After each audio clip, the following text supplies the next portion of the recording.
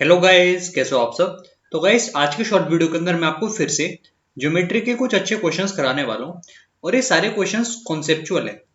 पहला सवाल आपके सामने ये है। इस क्वेश्चन को आप लोग पहले पढ़िए, फिर आप लोग ट्राई करिए। क्या गिवन है इस क्वेश्चन में। आपको इस सवाल में गिवन है, a circle is inscribed in a quadrilateral A B C D touching the sides A B B C C D and A D at point P Q R S. Angle B आपका 90 degree है, ED 24 centimetre, A B 27 centimetre, D R 6 centimetre. आपको ये बताना है कि circumference of the circle क्या होगा। तो देखो, काफी अच्छा क्वेश्चन ये है। पहले हम लोग सवाल को समझते हैं अच्छे से। हमारे पास एक क्वाड्रिलेटरल है जिसमें एंगल बी 90 डिग्री है, तो इसको पहले ड्रॉ करते हैं। तो कुछ ऐसा क्वाड्रिलेटरल मेरे पास है, ये मैंने ड्रॉ कर लिया। लेबल इसको कर लेते हैं ए बी सी डी। ठीक है। अब साइड्स की वैल्यू क्या क्या है मेरे पास। ए डी आपका है 24, उसके बाद ए बी आपका है 27, फिर हमारे पास है डी आर जो कि है 6। अब देखो, हमको सर्किल भी ड्रॉ करना पड़ेगा। तो जो सर्किल है वो इसके अंदर इंस्क्राइब्ड है। ठीक है। क्या गिवन है हमको, डेटा सर्किल इज इंस्क्राइब्ड। तो सर्किल हमारा अंदर की तरफ बनेगा ऐसे, कुछ ऐसा सर्किल हमारा होगा। ये हमारा सर्किल बन गया। ये साइड्स को कहां कहां टच कर रहा है। जो आपकी साइड ए बी थी उसको टच करा पी पर, जो साइड बी सी थी उसको टच करा क्यू पर, जो साइड सी डी थी उसको टच करा है आर पर, और यहां पर टच करा है एस पर। ठीक है। अब आपको क्वेश्चन में क्या कहते हैं कि जो डी आर है उसकी वैल्यू 6 है। तो ये चीज आपको समझ में आनी चाहिए कि अगर ये हिस्सा 6 है तो डी से यहाँ पर दो टेंजेंट जा रही है, एक आपका डी आर और एक आपका डी एस। तो ये जो डी एस है, इधर ये भी 6 हुआ, और ये जो 24 था इसमें से अगर आपने 6 हटाया तो जो ए एस है वो कितना आ गया, 18 आया। इसका मतलब ये जो ए पी है ये भी 18 है। अगर ये 18 है तो जो बीपी था ये आपका 9 हो गया। इधर जो आपका बी क्यू था ये भी 9 हुआ। ठीक है। ये सब साइड्स आपने लिख ली। ठीक है। अब क्वेश्चन को आप लोग आगे पढ़ो। आगे आपको क्वेश्चन में क्या गिवन है, what is the circumference of the circle. अब आप लोग इस चीज पर ही ध्यान दो कि क्योंकि मेरे पास ये 90 डिग्री था, ये तो क्वेश्चन में ही गिवन है। अगर मैं इसे सेंटर से ज्वाइन कर लूं, ये सेंटर है ओ, और इसको भी हमने सेंटर से ज्वाइन करा, तो क्या आप मुझे बता सकते हो कि ये एंगल कितना है। ये भी 90 हुआ, क्योंकि जो टेंजेंट है वो सेंटर के संग ज्वाइन होने वाली लाइन से 90 डिग्री एंगल बनाता है। तो ये भी इधर 90 है, यानी कि जो ये एंगल आ गया ये भी आपका 90 आया। ठीक है। और आपको ये दिख रहा है, ये मेरे पास रेडियस, ये भी रेडियस, और यहाँ पर आपके पास है 9, ये भी है 9। तो आपका ये स्क्वायर बन गया। ठीक है। इससे आपको पता चला ये जो रेडियस है ये मेरे पास 9 आएगा। ठीक है। ये स्टेप आपको क्लियर हुआ कि रेडियस हमने कैसे निकाला। तो रेडियस अगर आपने निकाल लिया तो सरकमफेरेंस आराम से निकाल सकते हो, 2 पाई आर। ये आंसर है। कितना आंसर आया, 18 पाई। तो काफी इजी क्वेश्चन था। बस कॉन्सेप्ट अगर आपको ये पता है कि एक पॉइंट से अगर दो टेंजेंट जा रहे हैं तो दोनों टेंजेंट बराबर हैं, तो आप इस क्वेश्चन को कर सकते हो। ठीक है। इतना कुछ मुश्किल इसमें है नहीं। ऐसे क्वेश्चन फ्यूचर में भी आ सकते हैं। आगे बढ़ते हैं। अब इस सवाल को देखो, ये सवाल एक्चुअल में एग्जाम में आया है CHSL के अंदर। कैसे करोगे इस सवाल को। In a stadium an athlete is running on a circular path with uniform speed during a practice session. Angle covered by him during 1 second is found to be 10 degree. यहाँ पर है 10 degree by a coach observing him from the center of the circular track. What would be the measure of angle described by the athlete by an observer standing on the circle? देखो, question basically है क्या। यहाँ पर आपको एक जो simple सा concept है ना वो आपसे पूछा गया है। बस उसकी जो लैंग्वेज है बहुत ट्विस्टेड है। कॉन्सेप्ट पता है क्या है। कॉन्सेप्ट केवल ये कि अगर एक सर्किल मेरे पास होता है, अगर मेरे पास एक सर्किल होता है तो सेंटर से जो एंगल भरा सबटेन होता है और एक जो एंगल यहां से सबटेन होता है उनमें क्या रिलेशन होता है, ये हमसे बेसिकली पूछा गया। जैसे अगर ये कोई भी एक पॉइंट ए है, ये आपका पॉइंट ओ, ये मैंने पॉइंट ले ली बी और सी। ठीक है। तो जो एक ये वाला एंगल है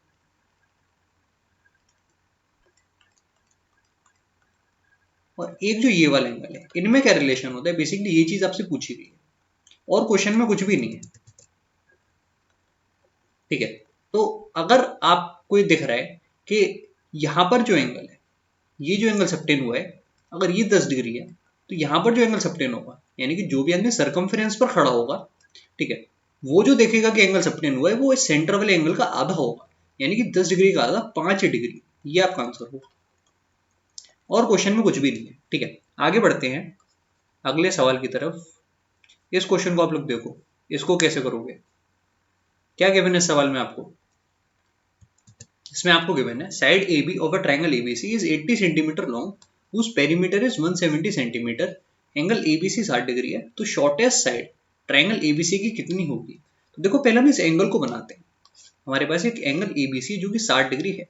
मैंने ट्राइंगल बनाया ए बी और सी, जिसमें एंगल बी आपका है 60 डिग्री। क्या गिवन था हमको, जो साइड ए बी है वो 80 सेंटीमीटर है, तो ये हमारा हो गया 80। पेरीमीटर गिवन था कि पेरीमीटर कितना है 170 सेंटीमीटर। ठीक है, हमको ये बताना है कि जो शॉर्टेस्ट साइड होगी वो कितनी होगी। ठीक है, तो इस साइड बीसी को हम लोग एक्स ले लेते हैं। तो अब मुझे बताओ कि कोसाइन रूल से हमारी जो साइड एसी है वो कितनी आएगी। मैं आपसे केवल ये पूछ रहा हूँ। तो एसी साइड हम कैसे निकालेंगे, आपको कोसाइन रूल से पता होना चाहिए कि जो हमारा एसी स्क्वायर होगा वो कितना होगा। वो ये हो जाएगा आपका A B square plus B C square, फिर आएगा -2 times A B into B C into cos of angle between them. ठीक है, इसको हम लोग लिख लेते हैं एक बार। तो यहाँ पर आया 80 स्क्वायर प्लस एक्स का स्क्वायर -2 टाइम्स प्रोडक्ट आएगा फिर हमारे पास 80 इंटू एक्स, और फिर आएगा कॉस ऑफ 60 डिग्री जो कि सिंपली होता है 1/2। तो इसको मैंने इससे काट दिया, तो आपके पास ये आ गया कि जो ए सी स्क्वायर है वो कितना हुआ 80 square plus x square -80x। ठीक है, अब इसके बाद आप क्वेश्चन में क्या करोगे। देखो इस इक्वेशन को अगर सॉल्व करना है तो AC और x में कोई रिलेशन होना चाहिए। अब पेरीमीटर गिवन था कि 170 है। पेरीमीटर बेसिकली होगा क्या 80 प्लस AC प्लस x, यही तो पेरीमीटर होगा। अब अगर ये वैल्यू 170 है यानी कि जो AC प्लस x है वो कितना होना चाहिए, वो होना चाहिए 90। तो जो AC की वैल्यू है वो कितनी हुई, AC की वैल्यू मैं यहाँ पर साइड से लिखता हूँ कि जो AC हमारे पास है वो आ गया 90 - x। ठीक है, क्योंकि ये चीज पेरीमीटर के बराबर थी जो था 170। तो यहाँ से आप एसी को रिप्लेस कर सकते हो, मेरे पास आ जाएगा 90 - x। तो अब एक क्वेश्चन हमारी सॉल्व हो सकती है। यहाँ पर क्या है 90 - x। तो अब एक क्वेश्चन क्या बनी, इक्वेशन आपकी बनी एसी की जगह हमने क्या रख दिया, एसी की जगह हमने रख दिया 90 - x का होल स्क्वायर। केवल इतना स्टेप आपको करना है। ठीक है, अब आपका एक्स स्क्वायर से एक्स स्क्वायर भी कैंसिल हो जाएगा, तो वहां पर भी कैलकुलेशन नहीं होगी। इसको हम लोग सिंप्लीफाई करके देखते हैं कि कितना आ रहा है। यहाँ पर आएगा 8100 प्लस एक्स स्क्वायर, फिर आया माइनस का 180x। ये वैल्यू किसके बराबर है, ये वैल्यू बराबर होगा यहाँ पर है 6400। ठीक है, और प्लस का एक्स स्क्वायर और यहाँ पर था माइनस का 80x। तो आप ध्यान से देखो इससे ये कट गया, क्वाड्रेटिक नहीं बननी, कोई दिक्कत ही नहीं है फिर तो। और यहाँ अगर हम देखें तो कितना आ जाएगा 100x। ठीक है, 100x जो हुआ वो आपका आ गया 1700 के बराबर।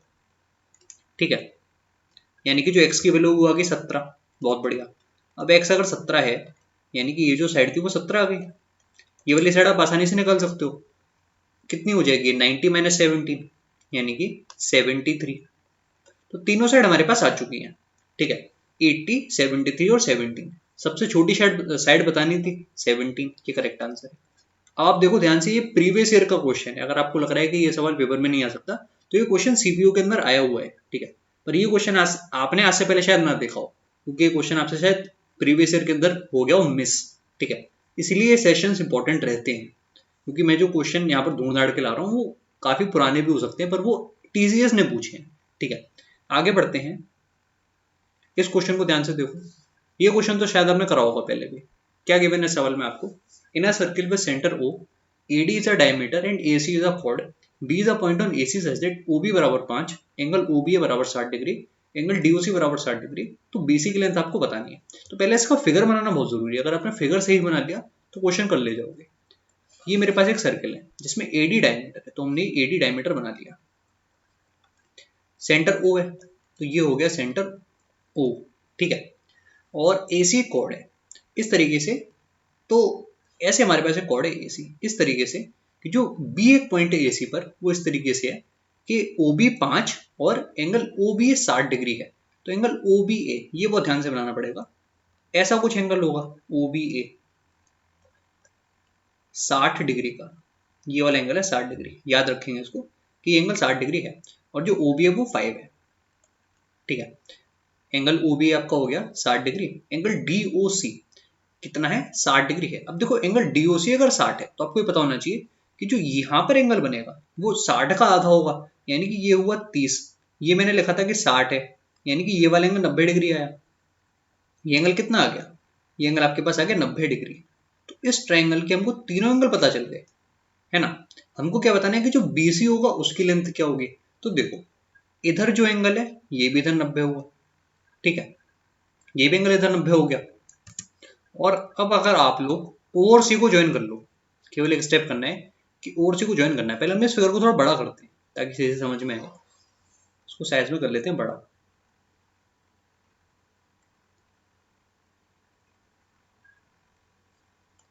हमको ये करना है कि ओ और सी को ज्वाइन करना है,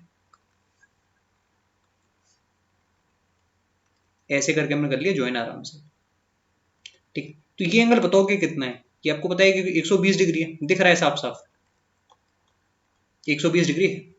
और ओ ए और ओ सी दोनों रेडियस हैं, तो अगर ये 30 डिग्री है तो ये भी 30 आया, इसके अपोजिट बराबर, ये भी हमारा 30 डिग्री आ गया। ये एंगल 30 डिग्री, इधर 120 डिग्री है, तो इधर ये जो छोटा सा एंगल है एंगल बी ओ सी, ये भी मेरा आ गया 30 डिग्री। अब आप देखो कि ट्रायंगल ओबीसी में,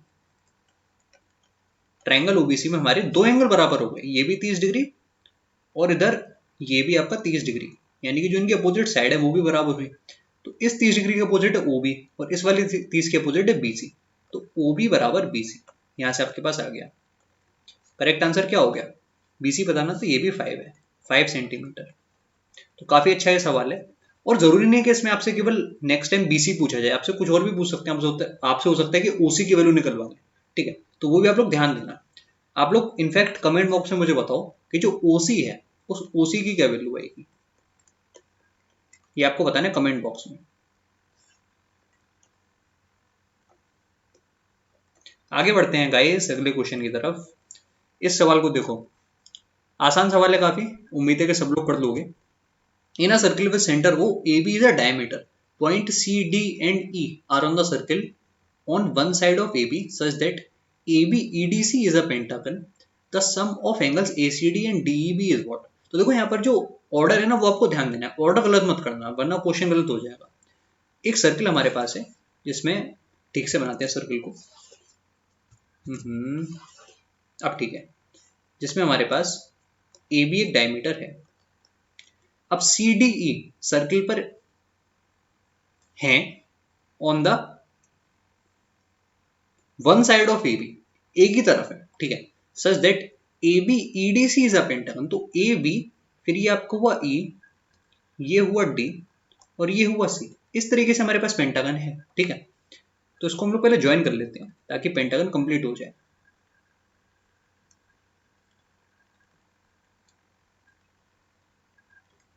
ये हमारा बन गया पेंटागन। अब मुझे क्या बताना है, sum of angle A C D, यानी कि एक तो ये एंगल हमने पकड़ा और कौन सा एंगल डीई बी, यानी कि ये वाला एंगल, इनका समेशन आपको बताना है, ठीक है। अब देखो अपने कन्वीनियंस के लिए आप ये मान सकते हो कि ये सारी जो साइड्स है, यानी कि जो ए सी है वो सी डी के बराबर है और वो डी के बराबर है और ये बी के बराबर है। अपनी कन्वीनियंस के लिए आप मान लो ताकि सवाल आपके लिए आसान हो जाए, ठीक है। मैं बताऊंगा आपको कि सवाल आसान कैसे हुआ।